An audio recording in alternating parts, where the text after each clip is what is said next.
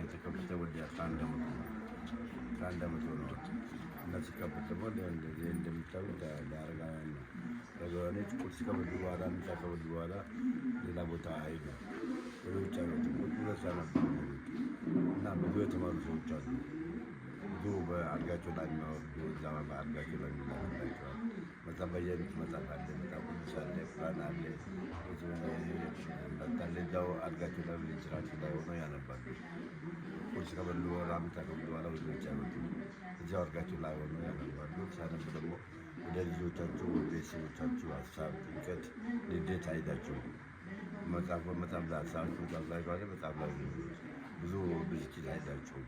መጽሐፍ ያነባሉ። ብዙ ሳይኮሎጂ መጽሐፍ አለ፣ ኢንጂነር መጽሐፍ፣ ሊጎራ መጽሐፍ አለ። ብዙ መጽሐፎች አሉ እና ብዙዎቹ ድናሉ። ከዳን በኋላ ዲፕሬሽን፣ ፋይናንስ ልንገብቶ መግደና ያደርጋል ብዙዎቹ እና ብዙ ጭንቀት እንደ ሆስፒታል እንደ ክሊኒክ በሚቆጠሩ በጣም ነው እንደምታዩት እንዳለ ያለ መጽሐፍ ህጎች ሆኑ መጽሐፎቹ ከገባ ሌላ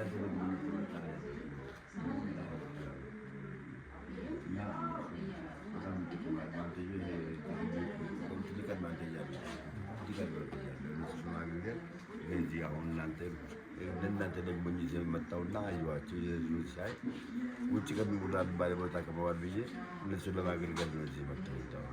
ጠዋት 2 ሰዓት እገባለሁ፣ 11 ሰዓት ወደ ቤት እሄዳለሁ። ውጭ ነው ቤት ወደ ቤት አለኝ። እነሱን ሲያገለግሉ ነው እና እናንተም ጊዜ ካላችሁ ረፍት ካላችሁ መታችሁ እግዚአብሔር ይማራችሁ ከምትሉ የሰው አይንን የናፈቃችሁ ሰዎች አሉ። ሴቶቹ ወንዶች ላይ ይበቻሉ። እጅ ተባለ ሻማ አለ ብዙ ነገር እዚያም ብዙዎቹ ይጠቀሙበታል እና አድቫንቴጅ ግቢ መቋቋሙ ትልቅ አድቫንቴጅ አለ በዚህ መጣጡ እና በጣም እናመሰግናቸዋለን። ያው እዚህ ጋር የምታዩቸው ጠረጴዛዎቹ፣ ሼልፎቹ፣ መጽሐፎቹ በስጦታ የተሰጡ ናቸው። የተገዛ መጽሐፍ የለም። ሁሉም ኢትዮጵያውያን እያመጡ በቤታቸው የተነበቡ መጽሐፎች ካሉ ይዛችሁ መምጣት ትችላላችሁ ማለት ነው። እነዚህ አባቶች ይጠቀሙበታል ማለት ነው። ማገር ይቻላል። እንደቤት ማሳበን ምግቦች ማገር ይቻላል።